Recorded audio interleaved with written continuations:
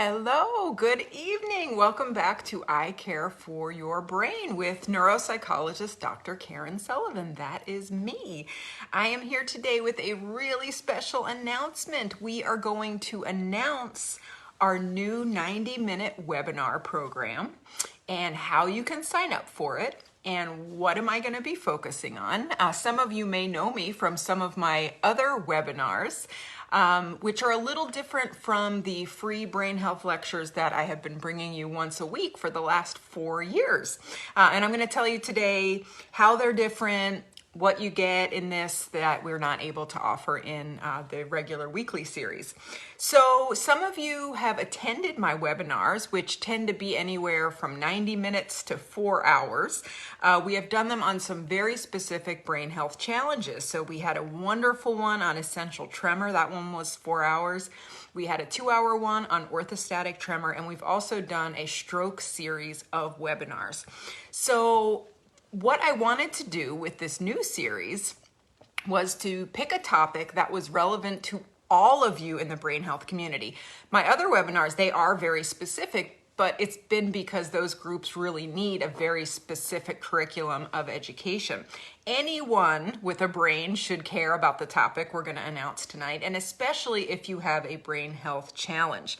The webinars are different in the sense that I am able to go a lot more in depth. I put a ton of time and research into them, and I am able to share with you my visuals. That is one of my frustrations in Facebook, is I might be able to do it, I just haven't figured it out yet, where I can share pictures and brain anatomy and data and graphs.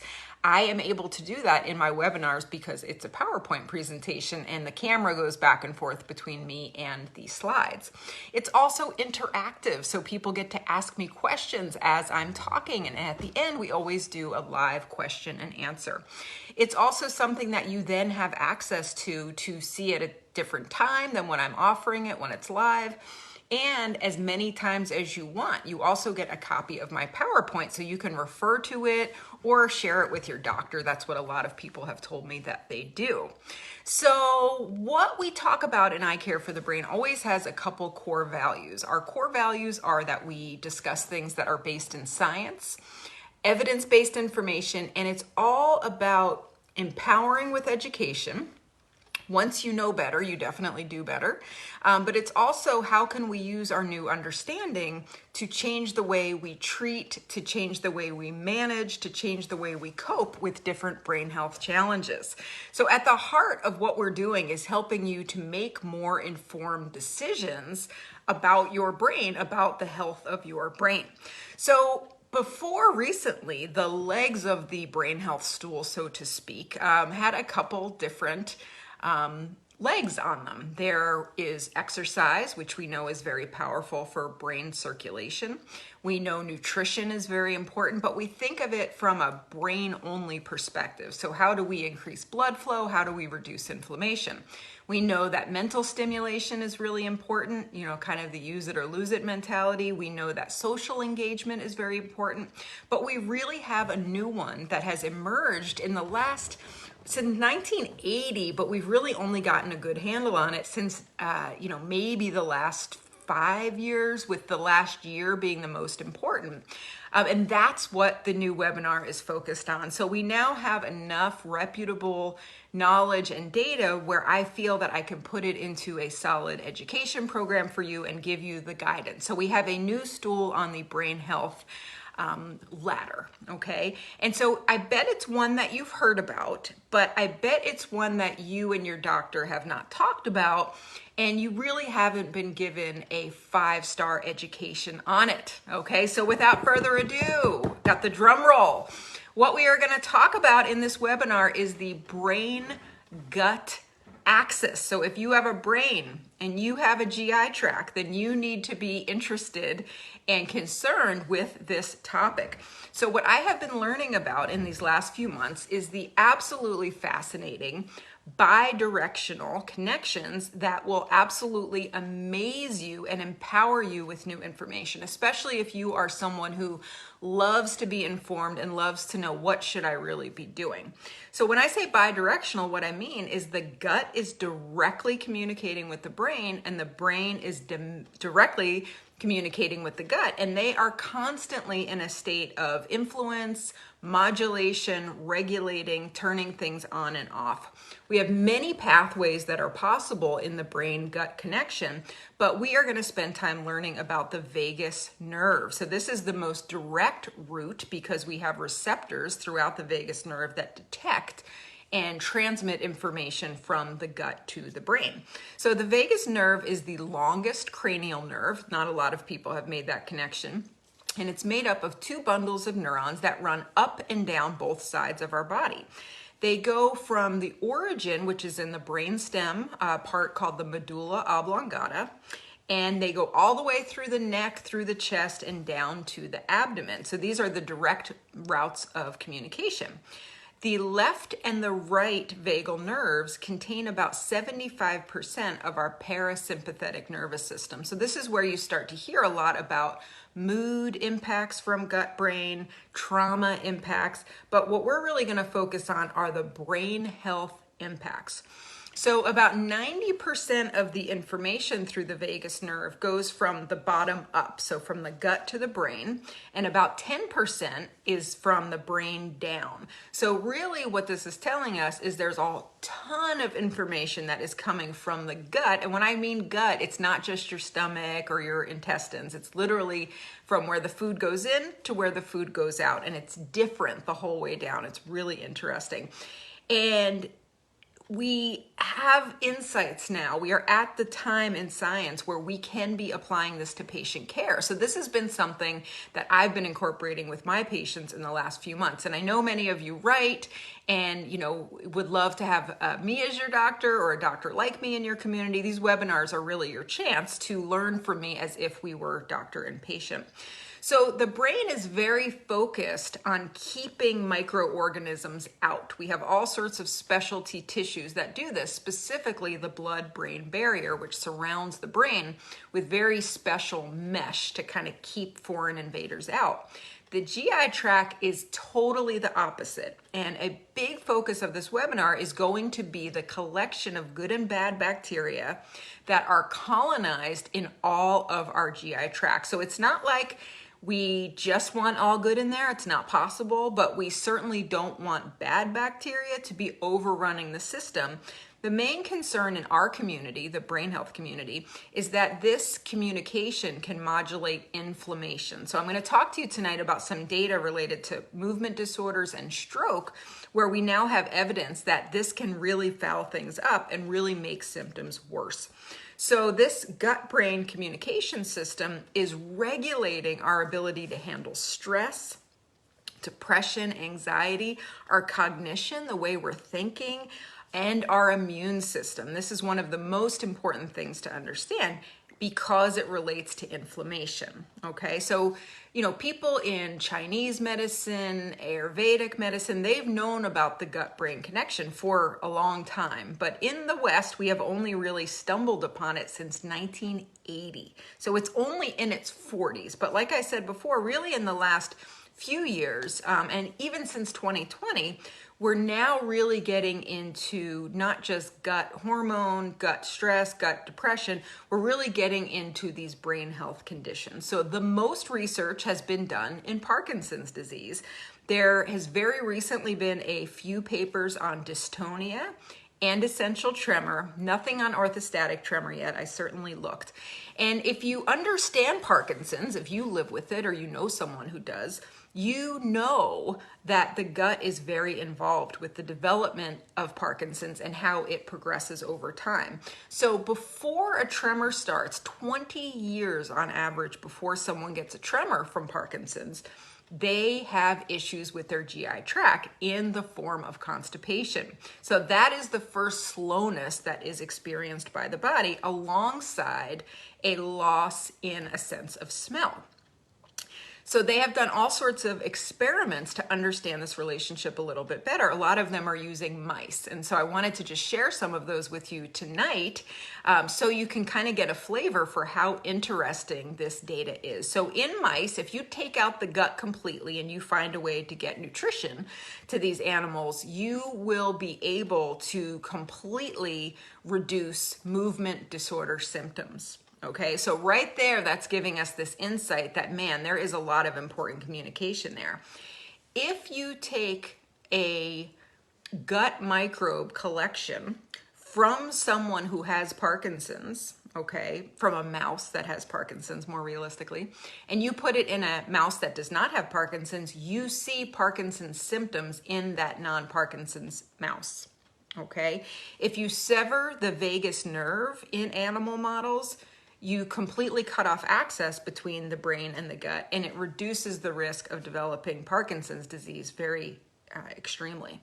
We also know that for many people, there are changes in that microbiome that happen in Parkinson's disease, so much so that we now use it as a sensitive biomarker. So with a 90% sensitivity, if you actually sample the gut biome from people with Parkinson's, there's a very specific microbe that exists that is 90% giving us the confidence that we can say that person has Parkinson's. So there's a lot going on in this area that, you know, we start with the most common movement disorder, which is not Parkinson's, but it gets the most funding. Essential tremor would be the most common, but that's where the research starts. And then what I like to do is pull from that, how might it be related to other brain health conditions? The other area of research that's happened is in stroke. So recent research has suggested that an altered gut microbiome, so that collection of good and bad bacteria that exist in the gut, influence post-stroke outcomes. And the mediator is the inflammation, something called gut leakiness, and the specific types of bacteria that make up someone's gut. Okay, so 50% of people after an ischemic stroke complain that they've had changes in their gut. It can be poor, what we call motility, meaning things move through too slow. It can also be too fast of motility. People can alternate between constipation and diarrhea. We also know that we get more of a permeability in the gut barrier when we don't have healthy microbes, which then causes the release of the microbes into the bloodstream. Okay, so this is all related to systemic inflammation, which can really interfere with your ability to make the best recovery possible from your stroke. So my question is, why aren't we talking about this more? I know someone who recently went to a new doctor, very fancy clinic, and they had a 2-hour appointment. And when they came back, I was very eager to hear what they talked about in terms of diet. And he was able to tell me that they didn't even touch on it at all, not one single question. And I have actually stayed away from talking a lot about food because for many people, it can fall into the world of supplements, which, as I've shared with you, they are ripe with exploitation for the brain health community. And so, you know, unless it goes through an FDA process, it's hard for me as a scientist practitioner to be too supportive of it. Food and whole food diets are a completely different matter. And we really need to be taking our power back with our diet because it is such a direct influencer on our brain health. So I know I've advised you on the best diet for after a stroke, the best diet to reduce your chances of developing Alzheimer's. We've talked about some of the best medicine to take with Parkinson's, some of the best food, to take with Parkinson's medicine, but we're not talking about what is a gut healthy diet. And that's really at the heart of the webinar. So I wanted to dazzle you with a couple facts about the brain-gut axis because it's really a whole new amazing academic interest for me, and I hope for you. So I really didn't get how many brain cells exist outside the brain until I started doing this research. Okay, so I think of brain cells, I think here. I know that there's some in the spinal cord, but what I didn't realize is that the gut is made up of between 50 and 100 million neurons. Okay, that is a whole lot of brain cells. So as many brain cells are in the spinal cord are in the gut. Okay, our mood and our immunity is really based in this microbiome. And so that is 100 trillion microorganisms that live inside of us. And I know that it's creepy to a certain degree and nobody wants to think about it, but we now know it really is a very important thing to understand. So there's 100,000 more microbiomes in your gut than there are people on Earth. Okay, it's massive. The number of genes in our microbiome contains more than 100-fold more genes than the human genome. Okay, and it really is a very cutting edge new tool in the journey for optimal brain health. If you took all the gut microbes that exist in your body right now, okay, and you put them in a pile, this is really kind of gross, they would weigh between 2 and 6 pounds, okay? Now, interestingly, the brain is between 3 and 4 pounds, so we don't think it's a coincidence that those two things line up together. The gut is the largest storage facility for the serotonin in your body. This is how selective serotonin reuptake inhibitors, common antidepressants, work, right? They keep more serotonin between the brain cells so more can be reabsorbed. 95% of the body's serotonin is stored in the gut. This is probably why so many people have side effects that involve the gut. Serotonin signals so many things between the gut and the brain. So sleep, pain perception, appetite, mood, how sensitive you are to stress, and of course, overall well-being.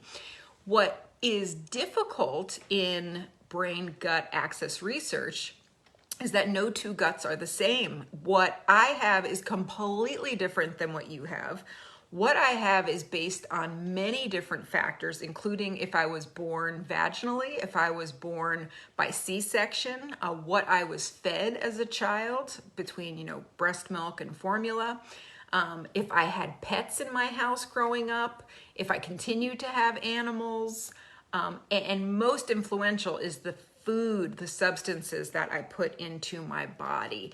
And it's really all mediated through the process of inflammation. And that's something that we know more and more is behind so many issues between stroke, diabetes, high blood pressure, sleep apnea. Whether or not it's a chicken or an egg, sometimes it's hard for us to tell as clinicians which one really came first.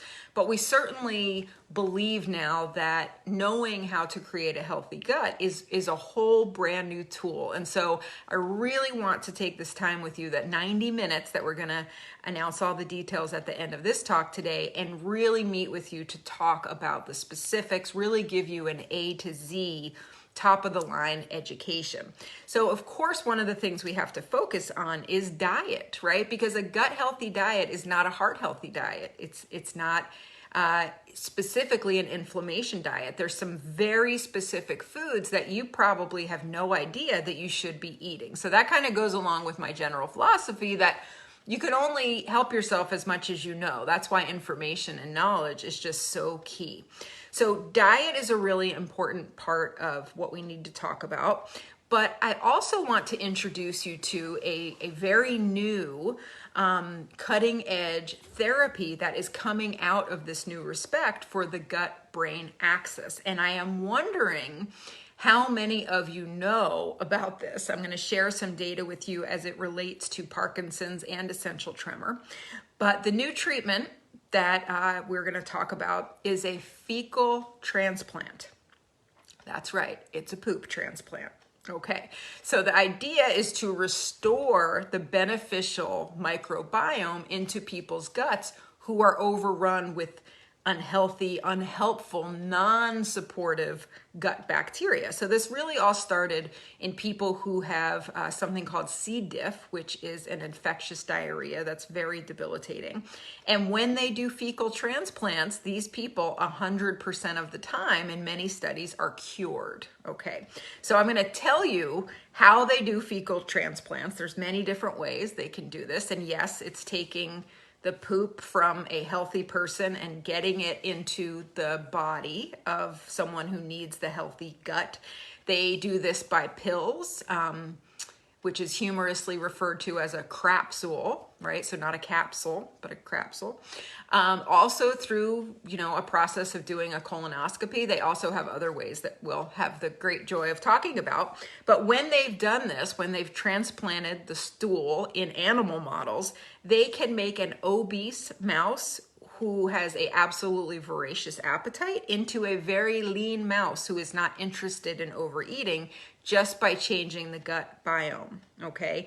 In humans, they have reduced tremor in both Parkinson's and essential tremor, and we'll go through those studies. And they've also shown in animal models that we can improve outcome after stroke by doing these transplants, including less brain inflammation and reducing the size of the lesion that was caused by the stroke. Okay, so here is what I promise you in this webinar. This is going to be a critical summary of the fascinating new area of the brain-gut axis. We're going to talk about its relationship to the brain health community, take all the best, most trustworthy resources out there in published science to really bring it together to give you a good understanding in the same way that I've done here for all these years, hopefully understandable and genuinely helpful and applicable.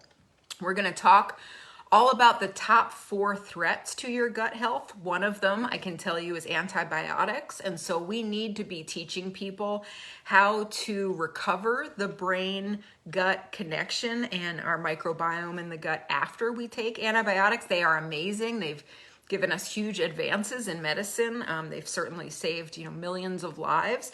But it's very important that we talk about it as it relates to the brain health community because of that vagus nerve connection. So this is really an opportunity to take more optimal control of your brain health challenge, give you, my diet plan, what I really recommend that would be great to incorporate. And we're going to talk about prebiotics and probiotics because it's kind of another wild west world of supplements, and I think there's some dangers there where you might not be getting what you think you're buying. So we really have to educate and inform people. So the webinar is going to take place at the end of May 19th, and it's going to be 90 minutes.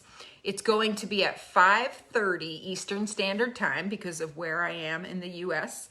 And the registration site is open as of right now. So we're going to post a link in the comments, but you can also go to the website at www.icfyb.com/gut. So think of it, I care for your brain as icfyb.com/gut. And again, you can follow the link that's in the comments.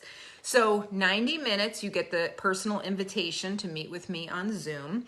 You get a copy of my PowerPoint, and as soon as it's over and we've had a chance to upload everything, you get a copy of the link. So if you can't make it when I do the webinar live, you'll have access to it within 24 hours, and then you can watch it as many times as you want, okay? So you can get the information from it.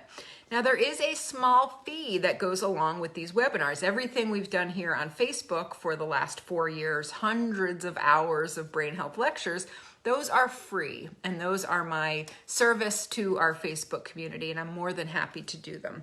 When I do the webinars, though, the truth is it takes me a lot of time to do a very good job, and we have costs that we have to cover, and we keep the numbers very low, right? This isn't, so many people on the call that you aren't able to get your questions answered, so we cap it at 100.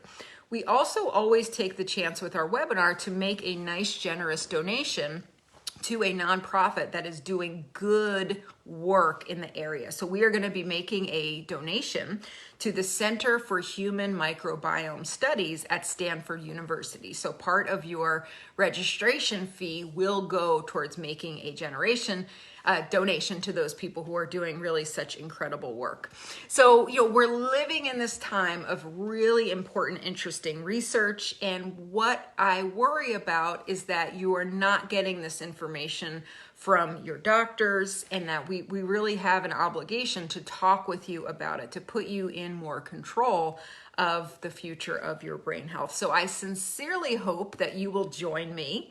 Like I said, in a few moments, we will post the link in the comments. So it's going to be on May 19th, 2022, 5:30 Eastern Standard Time. Y'all will have to figure out where that is for your time. And I know we have a lot of special people that are in Australia and in England. You guys can maybe help each other figure out the time. But like I said, it's offered live, but you are going to have access to it well into the future. So I hope that this was interesting to you and it wet your whistle for understanding the gut-brain axis a little bit more. And I really hope that you sign up. It's going to be very informative. It's the focus of my next month and a half to do the very best job that I possibly can.